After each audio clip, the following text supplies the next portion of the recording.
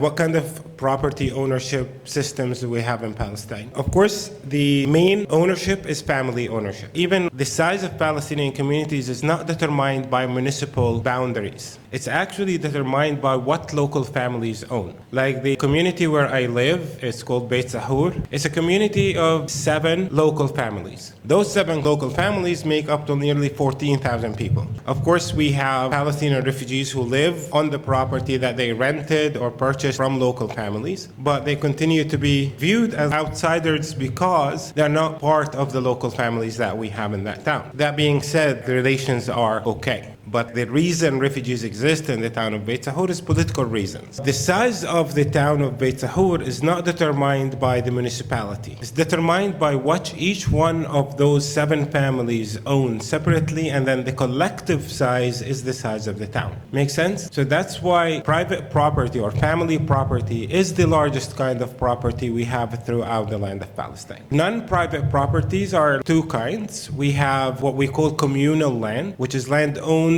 by the community, not by one person from the community. It comes from places where families did not have anybody to inherit them later on. We come together and we decide that the property is used collectively, 1 for grazing if we have animals, and 2 for the poorest families in the community where they can use that land for a maximum of 6 years in order to make income and deal with the challenges of poverty. And then we have kind of private ownership, but it's not private, it's the waqf land. You know what waqf? So it's land that donated by families to religious institutions.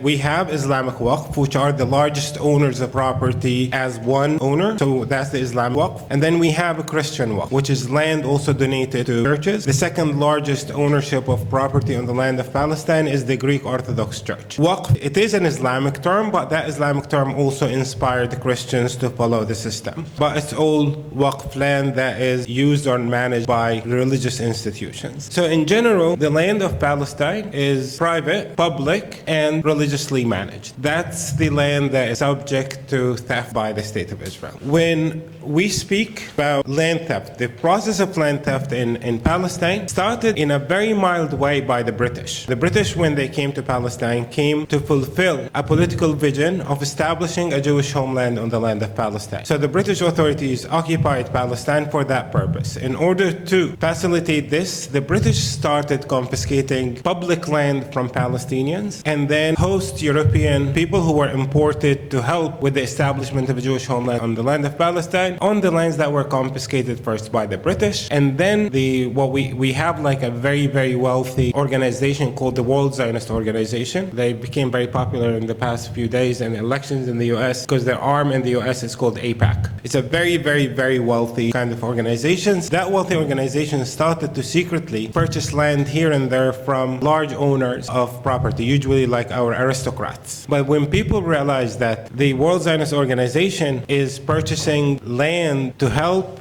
with the establishment of Jewish homeland on the land of Palestine, Palestinians naturally started rejecting sales. But all the land that was leaked to Zionists by the British on the land of Palestine was less than 7% of the property of Palestine at the time. In 1947, the UN decided to partition Palestine because for them, they viewed like it's a piece of land. We just draw borders and we decide this goes to that group of people, that goes to that group of people, without consulting the actual families that live on the land of Palestine. It's just like a decision that was imposed. When the UN decided that nearly 54% of the land of Palestine will become a Jewish state, the very first thing Zionists on the land of Palestine did was to mobilize themselves and go carry out a campaign of violence against Palestinian residents, first in the cities, then in towns and villages. That violence resulted on the mass expulsion of nearly 750,000 members of Palestinian families on the land of Palestine. We are talking about 530 cities, towns, and communities that were depopulated. Eventually, this scholar